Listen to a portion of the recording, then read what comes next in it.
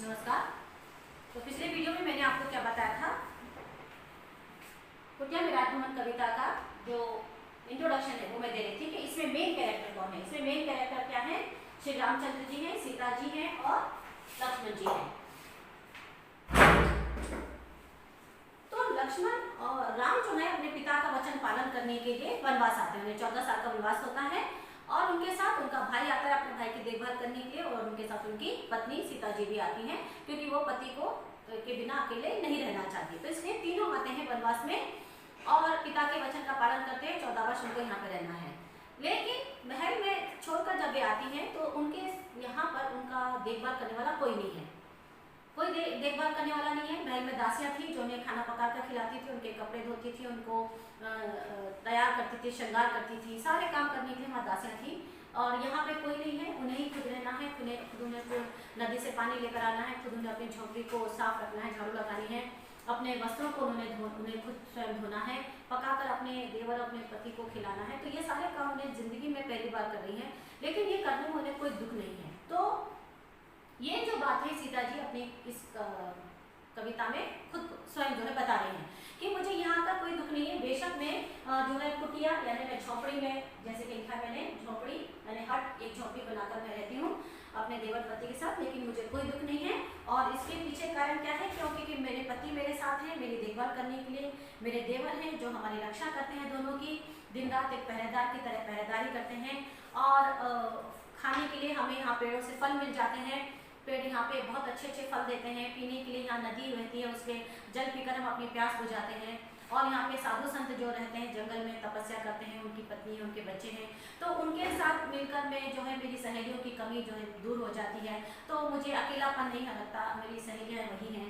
और खेल कूद करने के लिए पेड़ है, उनकी छाया है, पत्ते हैं, फूल हैं, इनसे मैं अपना मन की बात करती हूँ। तो इस तरह से जो है वो हर प्रकार से अपने आप को खुश रखने की कोशिश करती हैं और कभी शिकायत नहीं करती कि वो महल छोड़कर वो अब एक वन प्रदेश में एक झोपड़ी में रह रही हैं, उन्हें इस चीज़ की कमी है या उस चीज़ की कमी है, वो जताना नहीं चाहती। तो इसलिए वो कहती हैं कि मैं यहाँ पर बहुत खुश हूँ और कुटिया जो है मेरे लिए जो झोपड़ी वही एक राजमहल के समान है। समझ में आया? तो ये सारी बातें हैं जो आपको इस कविता में पढ़ने को मिलेगी। तो मैं एक एक पैराग्राफ पढ़ के आपको एक्सप्लेन करती हूँ। तो सीता जी कहती हैं, पेज नंबर 115, पेज नंबर 115 में देखिए फर्स्ट पैराग्राफ।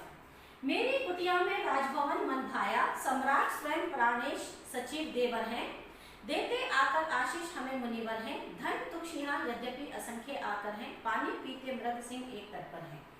तो सीता जी क्या कह रही है कि मेरी कुटिया में राजभवन मन भाया। मेरी कुटिया ने मेरी झोपड़ी, मेरी कुटिया ने मेरी झोपड़ी जो है इसी में मेरा मन भा गया है। कैसे मन भा गया? जैसे राजभवन में, जैसे महल में मेरा मन भाता था यानी लगता था, वैसा ही मेरा इस झोपड़ी में मन लग गया है। सम्राट स्वयं प्राणेश सचिव देवर हैं। तो यहाँ पे जो मेरे प्राणेश, प्राणेश यानी पति, तो मेरे पति जो है वो स्वयं सम्राट है, क्योंकि महल में कौन रहते हैं? राजा लोग रहते हैं, राजा लोग रहते हैं। तो महल में जैसे राजा रहते हैं तो वही राजा यहाँ पे मेरे पति हैं। ठीक है, महल में नहीं है तो झोपड़ी में है, पर है तो वो राजा ही। तो मेरे पति स्वयं सम्राट हैं और मेरा जो सचिव, तो उन राजा का जो मंत्री थे कौन थे? वो इनके देवर। देवर कौन है यहाँ पे? लक्ष्मण। तो मेरे पति जो लक्ष्मण है वो मेरे देवर, वो मेरे पति राजा थे तब वो उनके मंत्री थे। तो वो मंत्री यहाँ पर है, राजा यहाँ पर है, तो महल तोड़कर यहीं आ गया, तो मुझे कोई परेशानी नहीं है। देते आकर आशीष हमें मुनिवर हैं। और जो मुनिवर, मैंने कहा ना आपसे, मुनिवर यानी साधु। तो जो साधु संत जो जंगल में रहकर तपस्या कर रहे थे, वे लोग आकर हमें आशीष देते हैं। आशीष यानी आशीर्वाद। वे लोग हमें आकर आशीर्वाद देते हैं। घर में बुजुर्ग माता पिता थे तो सुबह उठते उनको उनके चरण छूते थे, उनसे आशीर्वाद लेते थे। अब यहाँ पे उनका कोई बुजुर्ग नहीं है, वो छोटे छोटे उम्र के लड़के लड़कियां हैं, तो यहाँ पे वो किससे सुबह आशीर्वाद लें? तो वहाँ पे साधु संत ऋषि मुनि हैं, सुबह स्नान करके पश्चात उनके जाते हैं, उनके पैर छूते और उनसे आशीर्वाद लेते हैं। तो साधु संत हैं जो हमें आकर आशीर्वाद देते हैं। धन तुक्ष यहाँ यद्यपि असंख्य आकर हैं। धन यानी दौलत, धन यहाँ पे तुक्ष है, तुच्छ यानी बेकार। कहते हैं कि यहाँ पे दौलत की, हीरे मोतियों की कोई वैल्यू नहीं है यहाँ पे दौलत, क्योंकि जंगल है, जंगल में हीरे मोती और कीमती कपड़ों का कोई महत्व नहीं है। यद्यपि असंख्य आकर है, यद्यपि यहाँ पे दूसरी तरह की दौलत है, क्या है? वन संपदा। यहाँ पे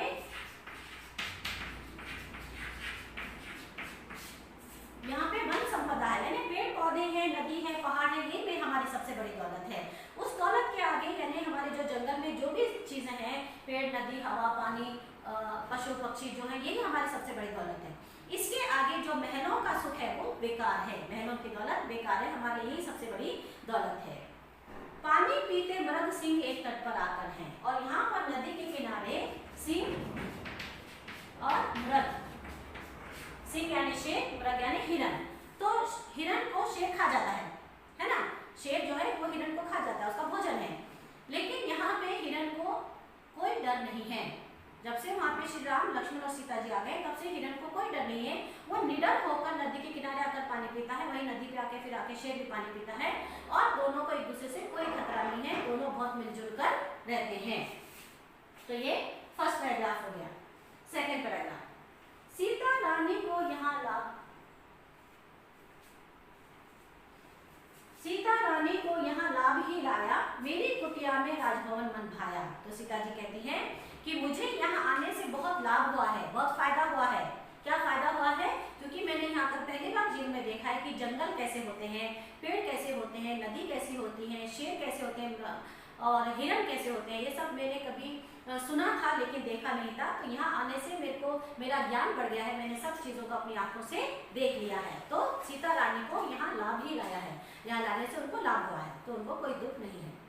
मेरी कुटिया में राजभवन मन भाया, तो मेरी झोंपड़ी में मुझे राजभवन जैसा सुख मिल रहा है। औरों के हाथों यहाँ नहीं पलती हूँ, अपने पैरों पर खड़े आप चलती हूँ। शब्दवारी बिंदु फल स्वस्थ शुद्धि फलती हूँ, अपने आंचल से व्यंजन आप चलती हूँ। तो पेज नंबर 116 में देख लीजिए फर्स्ट पैराग्राफ। वो क्या कह रही है? औरों के हाथों यहाँ नहीं पलती हूँ। औरों के हाथों यानी मैं दूसरों के हाथ नहीं पलती। पलना मतलब पालना। पहले उनको कौन पालते थे? उनके माता पिता पालते थे, उनके दास, उनके सेवक सेविकाएं वो नहीं पालती थी। पालना का मतलब यहाँ होता है अपने हाथों से खाना पका कर देना, अपने हाथों से कपड़े रेडी करके देना, सब चीज़ उनके हाथ में देना, उन्हें अपने कुछ काम करने की जरूरत नहीं पड़ती है। तो यहाँ पर उनको पालने वाला कोई नहीं है। घर में तो बहुत सारे लोग थे उनको पालने वाले, यानी उनकी देखभाल करने वाले, उनका पालन पोषण करने वाले। यहाँ वे अपने आप को खुद पालती हैं, यानी अपनी देखभाल वे स्वयं कर रही हैं। तो सीता जी कहती हैं यहाँ मैं औरों के हाथों नहीं पलती, यहाँ मेरी कोई दूसरा देखभाल नहीं करता, मैं अपनी देखभाल खुद करती हूँ, खुद अपना काम कर रही हूँ। अपने पैरों पर खड़ी आप चलती हूँ, और मैं अपने पैरों पर खड़ी हूँ। अपने पैरों पर खड़े होने का मतलब क्या है? ये मुहावरा है, अपने पैरों पर खड़े होना मुहावरा है। इसका मतलब ये होता है कि अपनी जिम्मेदारी खुद उठाना, अपने काम खुद करना। बचपन में हमारा काम माता पिता करते हैं, लेकिन जब हम अपने कॉलेज की पढ़ाई करके नौकरी करते हैं तो हम कहते हैं कि मैं अब अपने पैरों पर खड़ा हो गया हूँ, यानी अब मैं पैसे कमाता हूँ और पैसे कमा के पैसों से मैं अपनी ज़रूरत की चीज़ें खरीदता हूँ। अब मुझे अपने माँ बाप के सामने हाथ नहीं फैलाना पड़ता, किसी से मदद नहीं मांगनी पड़ती, तो उसे कहते हैं पैरों पर खड़े होना। तो सीता जी कहती है कि अब मैं यहाँ पर अपने पैरों पर खड़ी हूँ, क्योंकि अपने काम खुद कर रही हूँ। महल में मेरे सेवक थे, मेरी दासियाँ थी, वो मेरा काम करते थे, यहाँ मैं अपने काम खुद कर रही हूँ। श्रमवारी बिंदु फल स्वस्थ शुद्धि फलती हूँ। श्रमवारी मतलब परिश्रम करना। मैं यहाँ बहुत परिश्रम करती हूँ और पसीना बहाती हूँ, पसीने का फल मुझे मिलता है, और परिश्रम करने से जो फल मिलता है वो क्या है कि मैं स्वस्थ हूँ। मैं यहाँ पे बहुत स्वस्थ हूँ, मुझे कोई बीमारी नहीं हो रही है। तो परिश्रम करके मैं पसीना बहाती हूँ, उसका फल मुझे मिलता है, और मैं यहाँ स्वस्थ रहती हूँ, तो मुझे कोई मेहनत करने से कोई तकलीफ या परेशानी नहीं है। अपने आंचल से व्यंजन नाम चलती हूँ, और मैं अपने आंचल से हवा करती हूँ। जब मैं भोजन पकाकर तैयार करके अपने पति और देवर के सामने परोसती हूँ, तो मैं अपने आंचल यानी दुपट्टे से ऐसे उनको हवा करती हूँ। महल में तो पंखा होता था, नौकर जब वो भोजन करते थे नौकर हवा करते थे, यहाँ पर वो नहीं है, तो वो अपने कपड़े से ही अपने पति और देवर को हवा करती है। सेकेंड पैराग्राफ देखिए, पेज नंबर 116 में। तनु लता सफलता स्वादु आज ही आया, मेरी कुटिया में राजभवन बन पाया। वो कहती है कि मेरी जो तनु लता यानी मेरा शरीर जो है वो कैसा है, जैसे कि एक पेड़ों की बेल, यानी पेड़ों के समान मेरा शरीर भी है, और उसी के समान मैं झुकती हूँ, कभी सीधा खड़ी होती हूँ, जैसे पेड़ हवा के बोझ से झुकते हैं, खड़े होते हैं, फल के बोझ से झुकते हैं, फिर सीधे हो जाते हैं, उसी प्रकार मेरा शरीर भी जो है पेड़ पौधों के समान दिन रात परिश्रम करता है, काम करता है और फिर स्वस्थ रहता है। तो इस प्रकार आज मैं अपने शरीर से परिश्रम करके, पेड़ों से फल तोड़ के और पेड़ों से पौधों से फूल तोड़ के मैं जब उसे इस्तेमाल करती हूँ तो उसमें जो मुझे आनंद मिलता है वो और किसी चीज़ में प्राप्त नहीं हो सकता। किसले का स्वागत हेतु हिला करते हैं, मृदु मनोभाव सम सुमन खिला करते हैं, डाली डाली में नवफल नित्य मिला करते हैं, तृण तृण पर मुक्ताभार मिला करते हैं। तो कहती हैं किसले कर, किसले यानी कोमल पत्ते, किसले यानी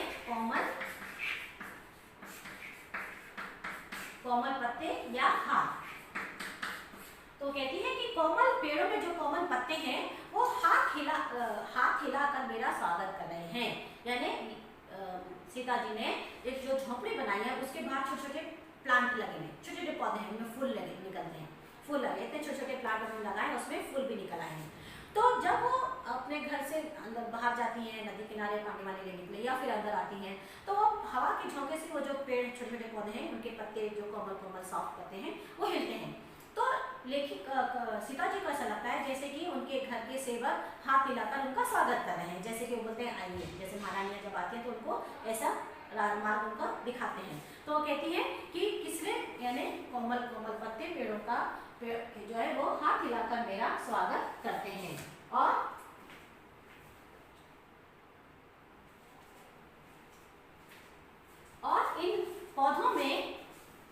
इन पौधों में मनोभाव सम सुमन खिला करते हैं, और इन पौधों में बहुत ही सुंदर सुमन यानी फूल, सुमन का अर्थ होता है फ्लावर। तो इन पौधों में सुंदर छोटे छोटे फूल खिले हुए हैं और जो बहुत ही कोमल है, मनोभाव के समान। मनोभाव में जैसे हमारे मन के भाव होते हैं बहुत ही कोमल होते हैं, उसी प्रकार मनोभाव के समान कोमल इसमें फूल खिले हुए हैं। डाली डाली में नवफल नित्य मिला करते हैं। वो कहते हैं कि पेड़ों की हर डाली पर देखिए फल लगे हुए हैं। आम के पेड़ में, अमरूद के पेड़ में देखो बहुत सारे फल वहां पे लगे, कि पेड़ में इतने सारे फल लगे हुए हैं, हर डाली पर कितने सारे फल हैं। तो खाने की कोई कमी नहीं है, भूखे नहीं रहना पड़ेगा, खाने के लिए बहुत सारे फल पेड़ पर लगे हुए हैं। तृण तृण पर मुक्ताभार झिला करते हैं। तृण यानी घास, और घास को देखो सुबह के समय उस घास पर ओस यानी शबनम, ओस की बूंदें उस पे जब पड़ी रहती हैं तो वो कैसे चमकती है सूरज की रोशनी में, जैसे मोती हीरा, जैसे डायमंड चमकता है, रिफ्लेक्ट होती है पानी की बूंदें और उसमें साफ रोशनी निकलती है। तो वो कहती है कि घास के ऊपर जो ओस की बूंदें हैं रात के समय जो आकाश से गिरी होगी वो अब सुबह के प्रकाश में मोती के समान चमकती है। तो इस प्रकार पूरी प्रकृति वहां पे बहुत सुंदर नजर आती है। निधि खोले दिखला रही प्रकृति निज माया, मेरी कुटिया में राजभवन मन भाया। तो निधि खोले यानी निधि यानी दौलत, प्रकृति यानी नेचर। तो नेचर के पास कितनी दौलत है ये यहाँ पर आने के बाद मुझे पता चला है। प्रकृति के पास बहुत दौलत है, कितनी सुंदर नदी है, कितने सुंदर पेड़ हैं, उनमें फल लगे हुए हैं और घास पर देखो उसकी बूंदें मोती के समान चमक रही हैं। तो ये प्रकृति की सबसे बड़ी दौलत है और यह दौलत यहाँ पे बिखरी पड़ी है। यहाँ आने के बाद ही मैंने उस चीज़ों को देखा है, तो मुझे ये सारी दौलत यहाँ पर प्राप्त हुई है, प्राकृतिक सुंदरता देखने को मिल रही है। कहता है कौन कि भाग्य ठगा है मेरा, यह वह सुना हुआ भय दूर भगा है मेरा, कुछ करने में हाथ अब लगा है मेरा, वन में ही तो गृहस्थ जगह है मेरा। तो आगे सीता जी क्या कहती हैं कि कौन कहता है कि मेरे भाग्य ने मुझे ठगा है, ठगना यानी धोखा देना। कौन कहता है कि मेरे भाग्य ने मुझे धोखा दिया है, वह सुना हुआ भय दूर भगा मेरा, बल्कि जो मेरे मन में एक भय था, डर था, वो दूर हो गया है।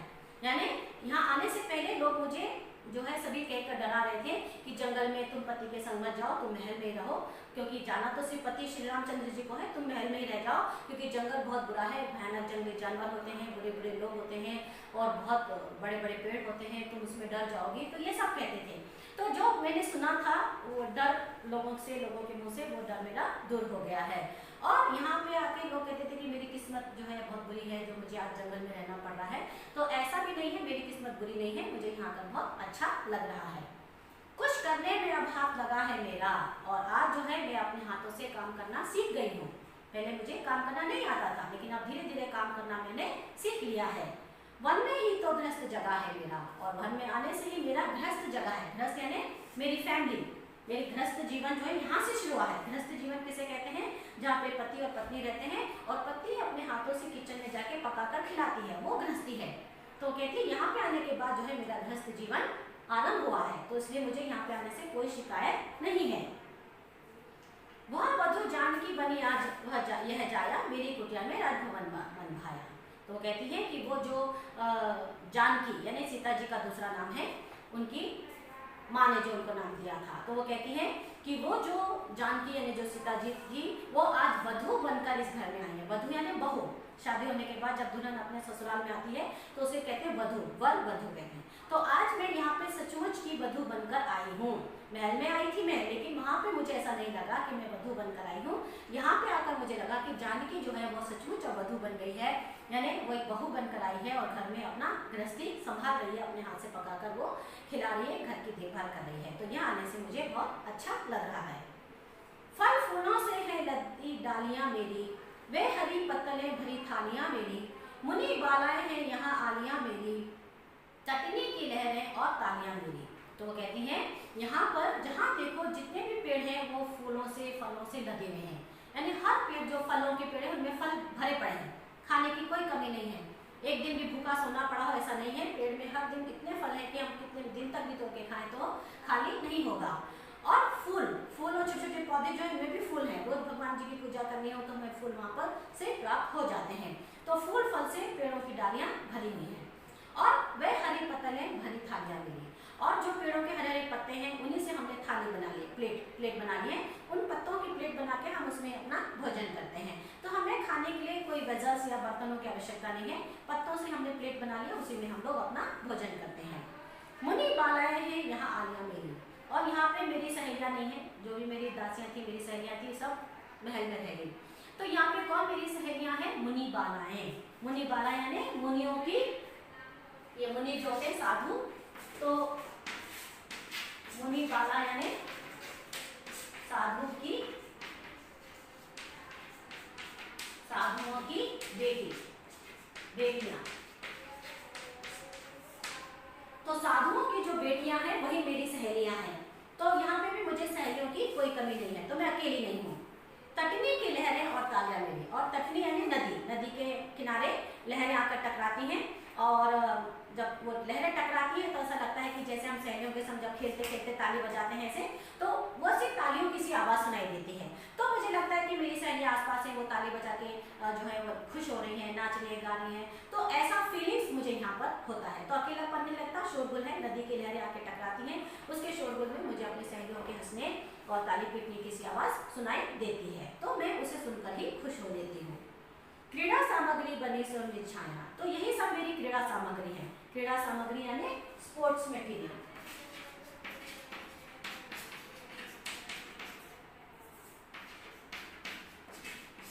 क्रीड़ा सामग्री यानी खेल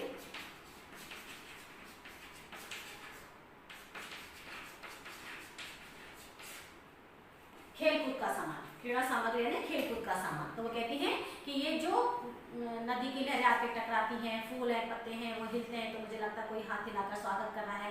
तो ये सारी चीज़ें देखकर मैं खुश हो लेती हूँ। यही मेरा खेल का सामान है, और मेरी अपनी छाया यानी मेरी जो शेडो पड़ती है, मैं उसे देखती हूँ, उससे बात करती हूँ। तो ये सभी मेरा खेलने कूदने का सामान है, मैं इसी से अपना मन बहला लेती हूँ, और इसलिए मेरी कुटिया में राजभवन बना है। तो इसलिए मेरी कुटिया में मेरी जो झोंपड़ी है मुझे यही राजभवन जैसी लगती है, और मैं यहाँ पर खुश हूँ। तो इस प्रकार से देखिए ये कविता यहाँ पे पूरी हो गई। एक सारांश एक समरी के तौर पे मैं आपको बता देती हूँ। तो सीता जी जो है अपने पति श्री रामचंद्र, अपने देवर श्री लक्ष्मण जी के साथ यहाँ पर वन में रह रही हैं। वो कहती हैं कि ये वन में जो कुटिया है, झोंपड़ी है, वो मेरे लिए महल के समान है। मुझे यहाँ पे कोई दुख तकलीफ नहीं है, मैं बहुत खुश हूँ, क्योंकि यहाँ पर जो मेरे प्राणेश मेरे पति हैं वो मेरे एक सम्राट की तरह हैं, और जो उनका भाई मेरा देवर जो है वो मेरे मिनिस्टर की तरह है, और मुनि वर्ग जो आकर सुबह हमें आशीर्वाद देते हैं। यहाँ पे इतनी बड़ी वन संपदा, इतनी दौलत है जंगल में, वही हमारी सबसे बड़ी दौलत है। जंगल महलों की दौलत इसके आगे बेकार है, और यहाँ पे किसी प्रकार का भय नहीं है, क्योंकि यहाँ पे शेर भी आते हैं, हिरन भी आते हैं, नदी के किनारे आते हैं, अपनी पानी पीकर प्यास बुझाते हैं, तो हमें उनसे कोई खतरा नहीं है और यहाँ आने से मुझे लाभ भी हुआ है। इसके बाद कहती है कि मैं यहाँ पे औरों के हाथों नहीं पलती, मैं अपना काम खुद करती हूँ, कोई दासी या सेवक मेरा काम करने वाले नहीं है, मैं अपने पैरों पे खड़ी हूँ, अपना काम खुद कर रही हूँ, परिश्रम करती हूँ, उसका फल मुझे मिलता है और स्वस्थ रहती हूँ और भोजन पका के अपने हाथों से अपने पति और देवर को परोसती हूँ, अपने आंचल से हवा करके उनको मैं भोजन परोसती हूँ।